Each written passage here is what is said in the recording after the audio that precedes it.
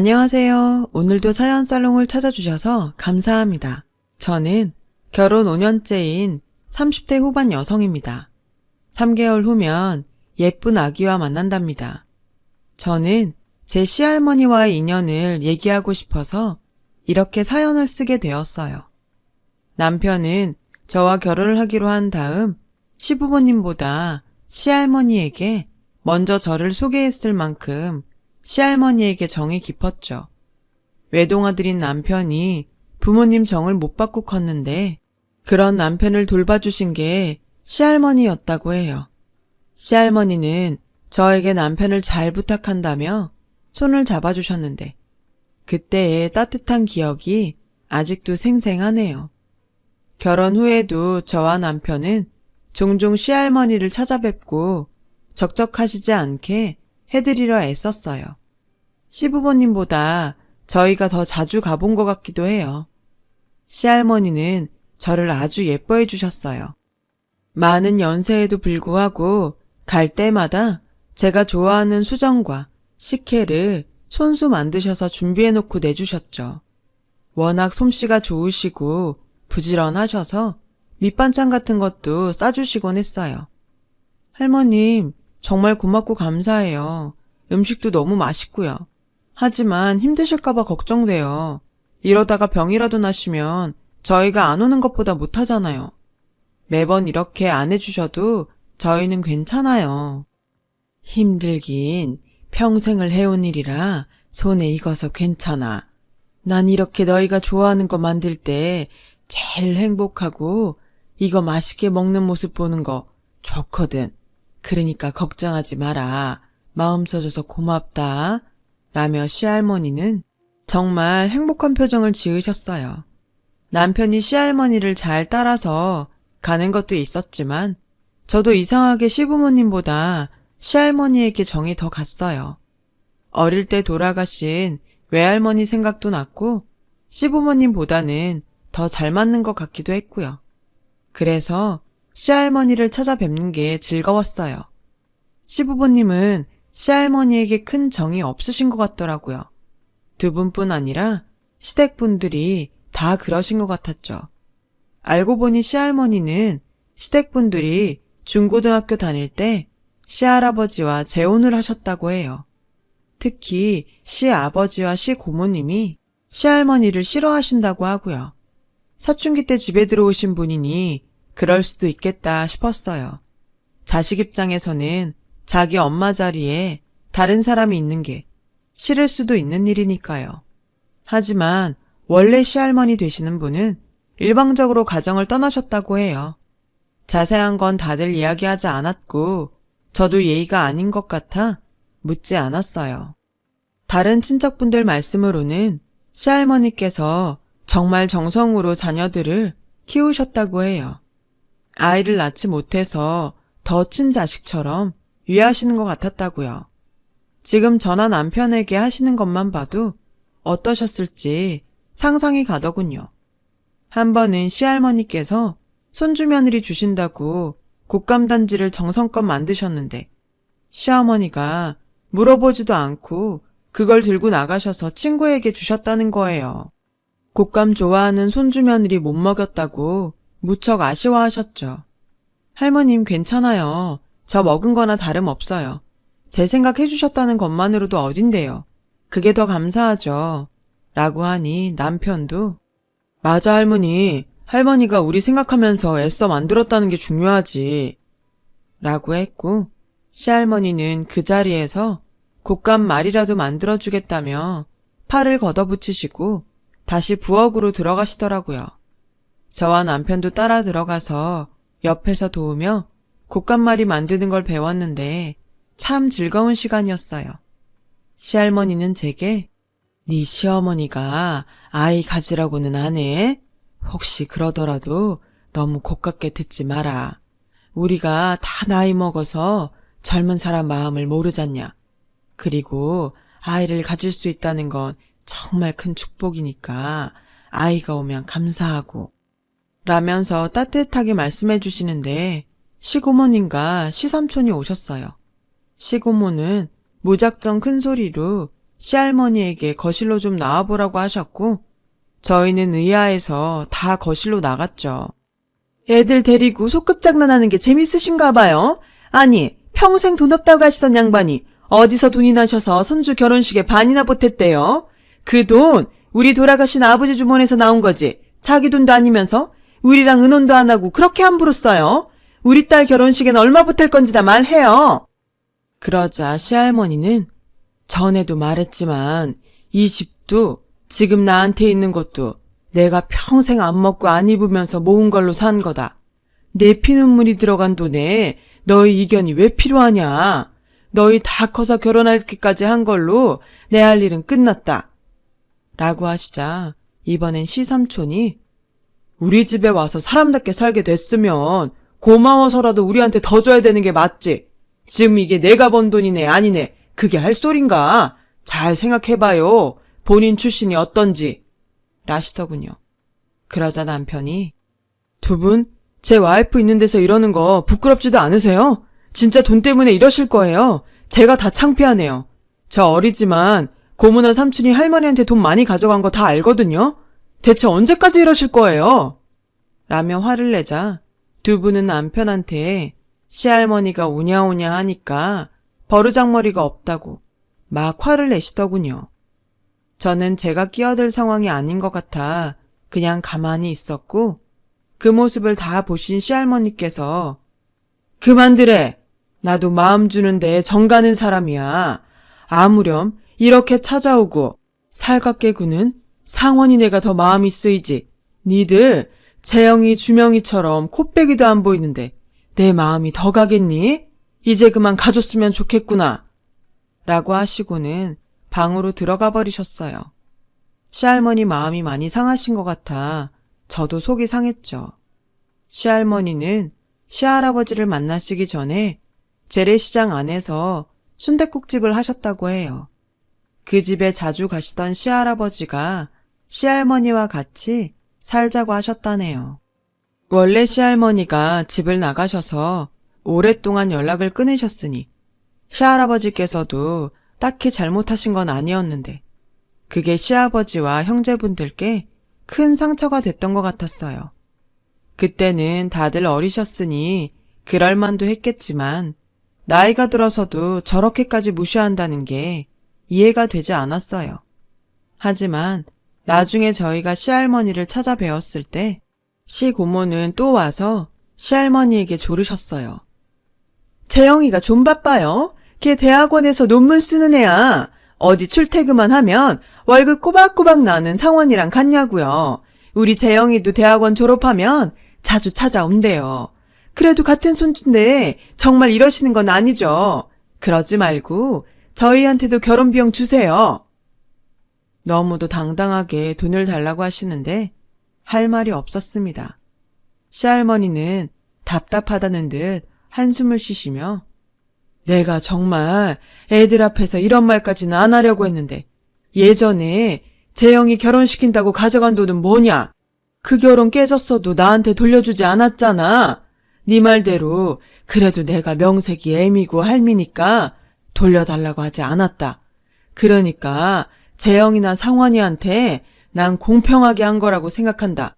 솔직히 네가 이런 식으로 가져간 돈이 얼만 줄이나 알아? 너 걸핏하면 네 남편 사업자금 모자란다고 돈 가져갔잖아. 나도 이제 그냥 달라는 대로 주기만 하는 허수아비는 싫다. 그러니 이제 그 문제로 그만 찾아와. 찾아와도 소용없어. 라며 단호하게 말씀하셨습니다. 하지만 이 문제는 쉽게 끝나지 않았어요. 시고모는 저희 시아버지께 전화를 해서 시할머니가 제 남편 결혼만 신경 쓴다고 화를 내셨고 그게 두 분 싸움으로 번지게 된 겁니다. 시고모와 시부모님은 시할머니를 찾아가서 그 앞에서 난리를 쳤다더군요. 시할머니가 두려운 마음에 남편에게 전화를 하셨는데 휴대폰 너머로 시아버지께서 재영이 결혼자금을 왜 이중으로 받아가려고 하는데 그럼 상원이도 더 줘야 맞는 거지. 어머니, 제가 분명히 말씀드리는데 얘 와서 아무리 장난쳐도 돈 더 주지 마세요. 그러면 제가 상원이 묵도 더 달라고 할 겁니다. 라며 큰 소리 치시는 게 들렸습니다. 저와 남편이 시할머니 댁을 가니 시아버지와 시고모는 없고 온통 집안이 부서진 물건들로 어지럽혀져 있었어요. 저와 남편은 아무 말 없이 집을 치우기 시작했습니다. 시할머니는 서글픈 표정으로 멍하니 앉아 계셨고요. 시할머니 안방에 액자며 화병이 깨진 걸 치우던 저는 열려있는 서랍에서 시아버지와 시고모, 시삼촌의 대학 합격증을 발견했습니다. 애들이 계모 때문에 잘못 컸다는 소리 듣게 하지 않으려고 기쓰고 과외를 시켜서 다들 대학에 보냈지. 합격증을 가져올 때마다 얼마나 기뻤는지 몰라. 시할머니가 손으로 합격증을 쓰다듬으며 말씀하시는 것에서 저는 사랑을 느꼈어요. 그런 시할머니를 지켜드리고 싶어도 제게 그럴 힘이 없다는 게 안타까웠죠. 시할머니는 그날 이후 조금씩 시름시름 앓기 시작하시다가 거동도 제대로 못하실 정도로 병이 깊어지셨습니다. 이렇게 되자 저희 시부모님 댁에 시고모와 시삼촌이 모이셨고 누가 시할머니를 모실지 이야기가 시작되었어요. 시어머니가 나는 더 이상 못해요. 시집와서 할 만큼 했다고요. 당신도 그랬잖아. 친어머니도 아니고 아버지 등골만 빼먹었다고. 그런 양반 아프다고 수발들라고 그러면 나 못 참아. 내가 여태까지 했어도 보상도 못 받았는데 우리가 큰 집이라고 모실 수는 없어. 라고 하자 시고모는 언니가 그런 말 하면 안 되죠. 이 집도 엄마가 돈 보탰잖아요. 그것뿐이에요. 재영이 결혼식에는 비교도 안 되는 돈 상환이한테 줬잖아요. 그것만 해도 어딘데 어디서 못 받았다는 소리가 나와요. 우리 인간적으로 더 받은 사람이 데려옵시다. 라며 맞섰고 시삼촌도 그래 솔직히 형이 장남이라고 누나랑 나보다 더 챙겨준 건 맞잖아. 이제 와서 하는 말이지만 난 진짜 받은 것도 없는데 왜 나까지 여기 끼워야 되는지 모르겠네. 그러자 시아버지가 야, 너 식당 말아먹을 때마다 그 돈 다 어디서 났어? 너야말로 받을 거 다 받고 아닌 척하지 마. 그리고 다들 뭘 착각하다 본데 장남이라 더 받은 게 아니라 장남이니까 집안 대소사 같이 생겨서 좀 얹어준 거지. 니들이 계산을 그렇게 하면 안 되지. 라며 역정을 내셨어요. 그렇게 말싸움이 오가던 걸 듣던 저는 그만 저도 모르게 그만들 하세요. 정 그러시면 저희가 잠깐이라도 모실게요. 이렇게 싸우실 거면 차라리 그러는 게 낫겠어요. 라며 소리를 질렀죠. 저도 어디서 그런 용기가 나왔는지 지금도 모르겠습니다. 시어머니는 못마땅한 표정으로 어머닌 요양원 가시면 되는데 왜 네가 나서니? 넌 내가 시어머니가 아니고 어머님이 네 시어머님인 것 같다. 날 한 번이라도 그렇게 챙겨봤어? 아주 갈수록 가관이네. 네가 여기 끼어서 꼭 날 못된 며느리 만들고 마는구나. 라고 하시자 남편이 고모나 삼촌이나 할머니가 내 결혼 비용 된 걸로 불만 많으니까 시설 좋은 요양원 찾을 때까지 우리가 모실게요. 그러면 불만 없으신 거죠? 이런 얘기 정말 혜진이 보기 낯뜨겁고 부끄러워요. 정말 제 부모님이고 고모 삼촌이지만 그만 좀 하셨으면 해요. 라고 이야기가 일단락 됐습니다.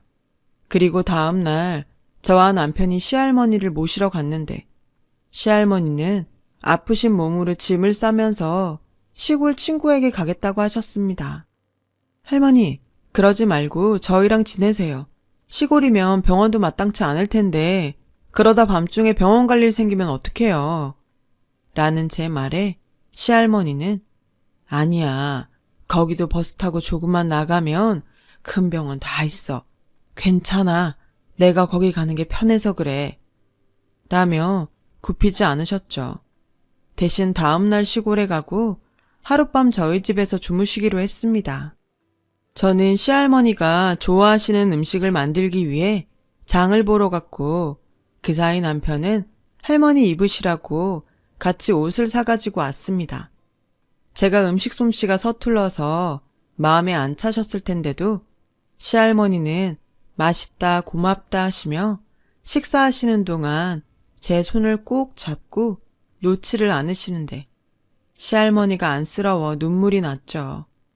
그렇게 시할머니는 시골로 가셨고 저와 남편은 일주일에 한 번씩 할머니를 뵈러 갔어요.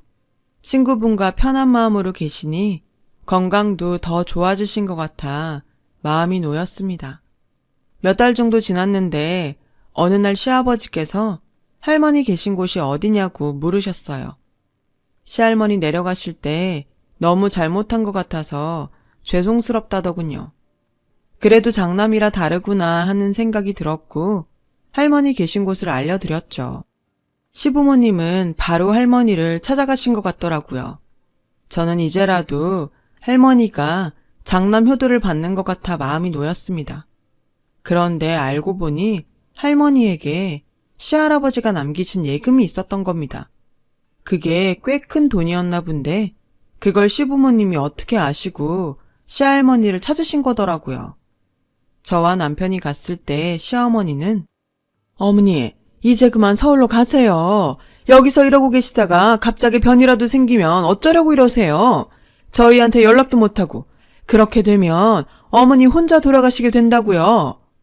라며 시할머니를 회유하고 계셨고 시할머니는 괜찮다. 여기도 이장이 매일 노인들 잘 있나 확인하러 다니고 내 친구도 같이 있는데 뭐가 걱정이냐. 라며 같이 올라가기를 거절하셨어요. 그러다가 예금 이야기를 시고모와 시삼촌도 알게 되셨고 또다시 시댁 어른들 간에 싸움이 났어요. 저는 그 싸움에 휘말리고 싶지 않아서 되도록 시댁에 안 가려고 조심하고 있었는데 시부모님과 시고모님, 시삼촌이 차례로 찾아오셔서 저보고 시할머니께 말씀 좀 잘 들어달라고 하시더군요. 다들 자기한테 예금을 줄 수 있게 해달라는 거였습니다. 그런 얘기를 제가 어떻게 해요. 그리고선 할머님이 어떤 생각을 하고 계신지도 몰라요. 라며 피할 수밖에 없었죠. 그러던 어느 날 할머니가 갑자기 쓰러지셨다는 연락을 받았어요. 급성 폐렴이 왔다는 거였습니다. 노인들은 폐렴 때문에 세상을 뜨는 경우가 많다고 해서 저나 남편이나 가슴을 졸이며 시할머니가 회복하시길 기다렸어요. 잠시 후 시부모님과 시고모, 시삼촌도 병원에 오셨는데 시고모는 저를 보자마자 다짜고짜 대체 어떻게 했길래 저렇게 하루아침에 인사불성이 돼? 아주 잘난 척은 혼자 다 하더니 노인네 하나 제대로 못 모셔? 저 양반 이대로 잘못되면 다 네 탓인 줄 알아. 라며 저를 몰아세웠고 다른 시댁 어른들도 저를 원망스럽게 보시더군요. 어이없고 억울해서 눈물이 나려는데 남편이 버럭 소리를 지르며 뭐라고요? 서로 안 모신다 그러고 요양원도 아무데나 보내려고 했으면서 혜진이 탓을 해요? 진짜 이러면 저 앞으로 인연 끊습니다. 엄마 아빠도 마찬가지고요. 다신 안 볼 줄 아세요. 라며 화를 냈습니다. 그때 중환자실에서 의사가 나와 시할머니가 정신을 차리셨다고 전했어요. 일단 시부모님이 먼저 보러 들어가셨고 시고모 시삼촌이 들어갔다 오신 후 저와 남편이 들어갔어요. 시할머니는 저와 남편의 손을 꼭 잡으시더니 여기 내 방 장 안에 보면 나무로 된 작은 보석함이 있거든. 그거 우리 혜진이가 꼭 가져라. 내가 꼭 주고 싶었던 거야. 라며 조용히 말씀하셨어요. 그리고 이틀 뒤 시할머니는 세상을 떠나셨습니다. 저와 남편은 서로를 붙잡고 얼마나 울었는지 몰라요. 저는 시할머니의 장례식이 경건하게 치러지길 바랬지만 시댁 어른들은 그렇지 않더라고요. 그분들은 시할머니가 남기신 예금을 어떻게 나눌 것인지 그걸 가지고 사사건건 말다툼을 하셨죠. 급기야 남편이 없는 사이 몸싸움까지 벌이셨고 저도 더는 참을 수 없었죠. 제발 이러지 좀 마세요. 사람들 보기 창피하지도 않으세요? 그 돈이 뭐라고 돌아가신 분 앞에서까지 이러세요. 그래도 할머님 덕에 지금까지 잘 살아오셨잖아요. 그런데 어떻게 마지막 가시는 길에서까지 이러실 수 있는 건지 전 정말 이해가 안 되네요. 라고 하자 시어머니는 너 지금 누구한테 눈을 똑바로 뜨고 가르치려 들어? 네가 뭘 안다고 그래? 아주 웃기는 애네?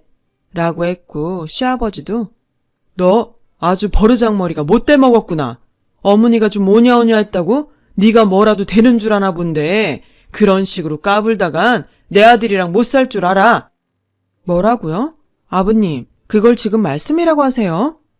라며 제가 어이없어 하는데 그때 마침 검은색 양복에 검은 넥타이를 한 남자분이 저를 찾아와 서류를 건넸습니다. 돌아가신 김순례 할머니께서 강혜진 씨 앞으로 남기신 겁니다. 이게 무슨 번호 같은데 전화번호도 아니고 뭐죠?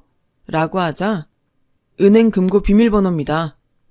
그 말을 듣자 시부모님은 서류를 뺏으려고 했고 남자분은 제가 그분 대리인 변호사입니다.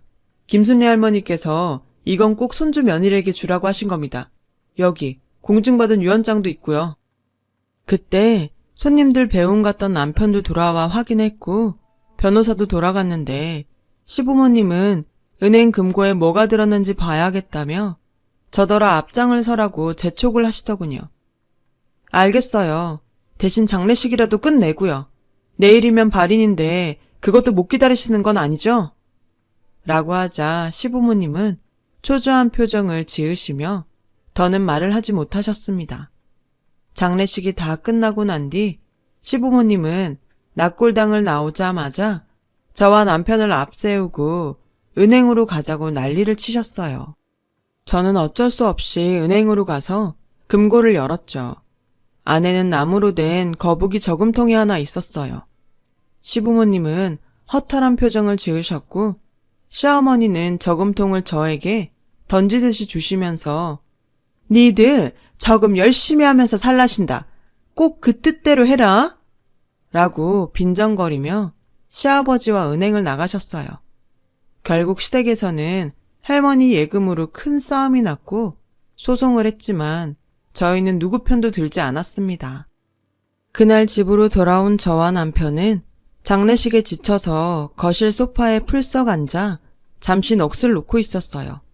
그런데 그때 문득 거북이 조금통을 흔들 때 나는 뭔가 달그락거리는 소리가 궁금하더라고요. 처음엔 당연히 동전일 거라 짐작했죠. 열어보니 거북이 저금통 안에서는 열쇠 하나와 꼬깃꼬깃 접은 쪽지가 나왔습니다. 쪽지에는 시할머니가 삐뚤빼뚤한 글씨로 제게 정말 고맙다고 하시며 이 열쇠가 보석함 열쇠이니 열어보라고 적혀 있었어요. 할머니께서 저에게 주시고 싶다고 하셨던 보석함이요.